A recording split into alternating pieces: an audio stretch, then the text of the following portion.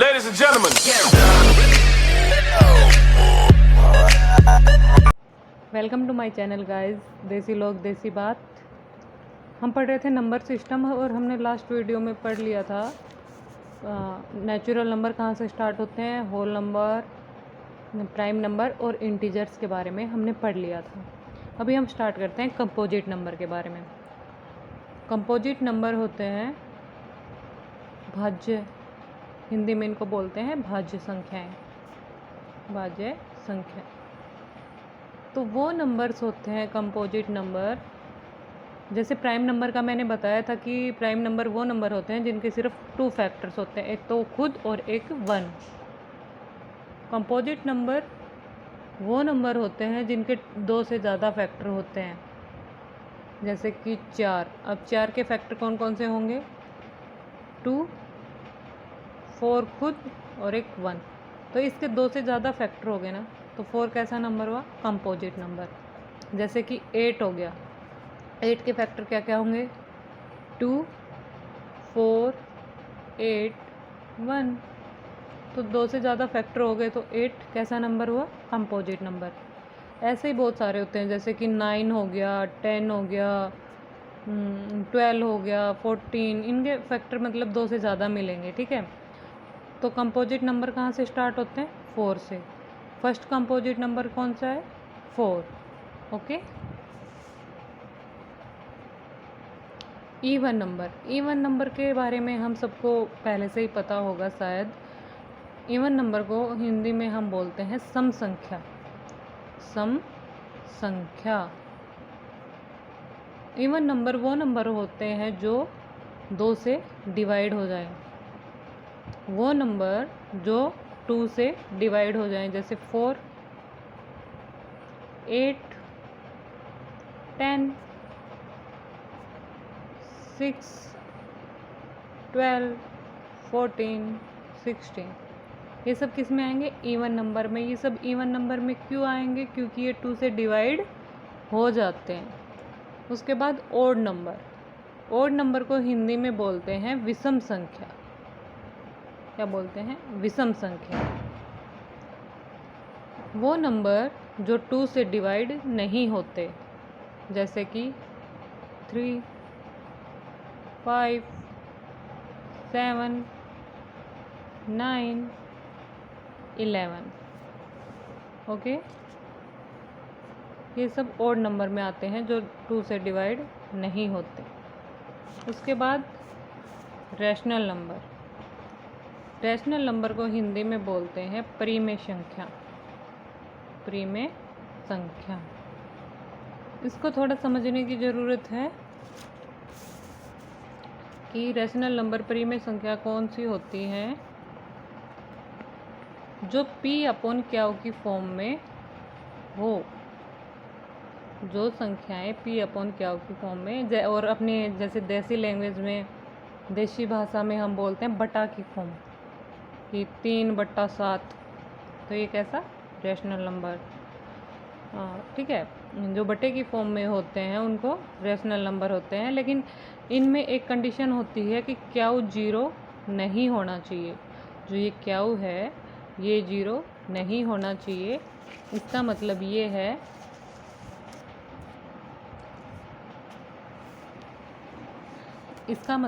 है कि क्यू 0 नहीं होना चाहिए। मतलब अगर कोई नंबर है और उसके नीचे हम 0 लिख रहे हैं तो ये रैशनल नंबर में नहीं माना जाएगा, क्योंकि 0 की कोई वैल्यू नहीं होती है, नीचे इसका कुछ इफेक्ट नहीं होगा। ओके। रैशनल नंबर P/Q की फॉर्म में होते हैं और क्यू 0 नहीं होना चाहिए, क्यू 0 नहीं होना चाहिए। जैसे कि इसके एग्जाम्पल हो जाएंगे 1/3, 4/5, 0/2। ये सब रैशनल नंबर में आते हैं, ठीक है। ये टर्मिनेट नहीं होंगे बट रिपीट होंगे। मतलब जैसे कटेंगे नहीं अगर कोई जैसे 10/3 है तो ये कम्प्लीटली नहीं कटेगा बट रिपीट होता चला जाएगा, जैसे कि 3, उसके बाद पॉइंट लग जाएगा 3 3 3, तो ये ऐसे 3 3 ही रिपीट होता जाएगा, तो ये एक रैशनल नंबर में माना जाएगा। 10/3 रैशनल नंबर होता है। तो रैशनल नंबर में क्या समझा हमने कि P/Q की फॉर्म में जो नंबर होते हैं वो रैशनल नंबर में आते हैं, और रैशनल नंबर में एक कंडीशन ये है कि Q 0 नहीं होना चाहिए।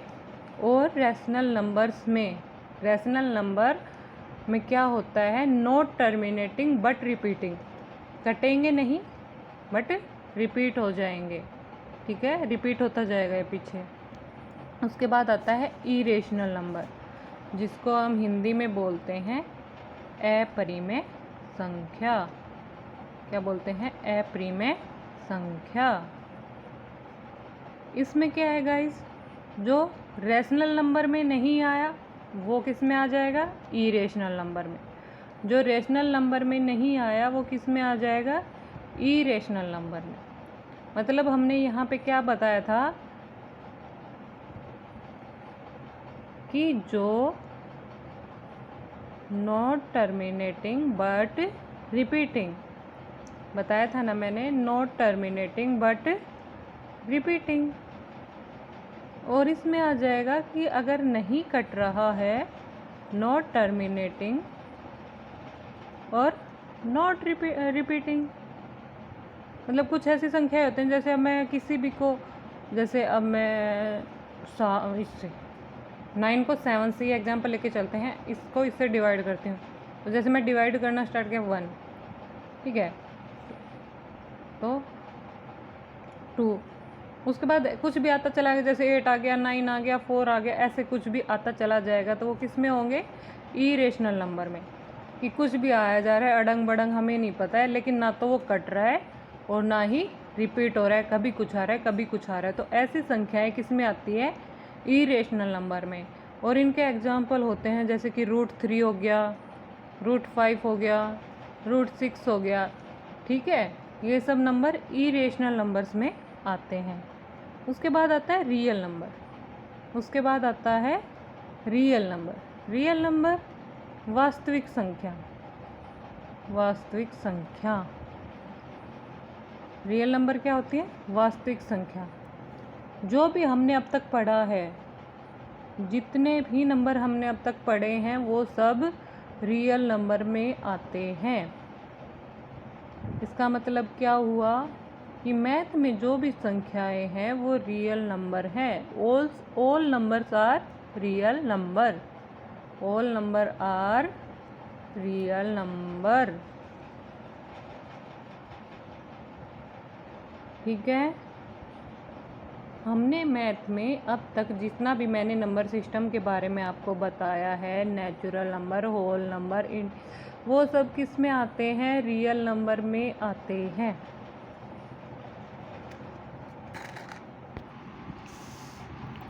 उसके बाद हमारा आता है को-प्राइम नंबर।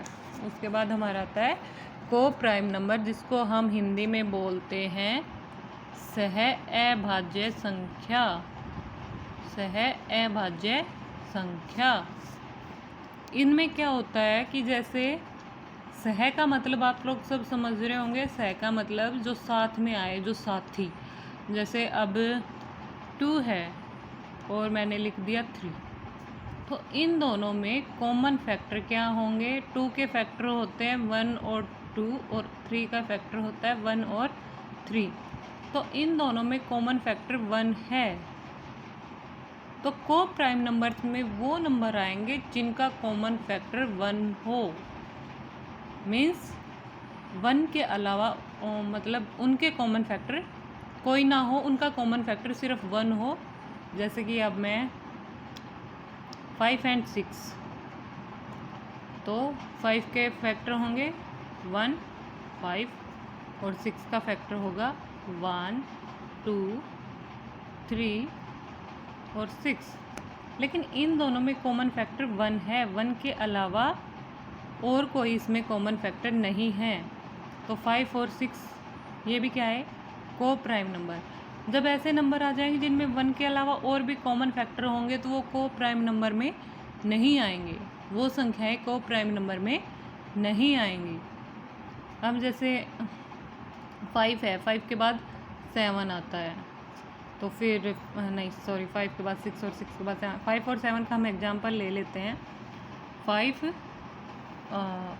के कॉमन फैक्टर होते हैं 1 और 5, और 7 के 1 और 7, तो इनमें भी कॉमन फैक्टर क्या हुआ 1, तो ये भी क्या हुआ को prime number. Okay guys, I hope आप लोगों को कुछ तो समझ में आया होगा, और मैं उम्मीद करती हूँ कि आप लोग मेरे वीडियो को लाइक करेंगे और मेरे चैनल को सब्सक्राइब करेंगे। प्लीज़ आप अपना प्यार मेरे साथ बनाए रखिएगा, मुझे मोटिवेट कीजिए please. Thank you. Ladies and gentlemen.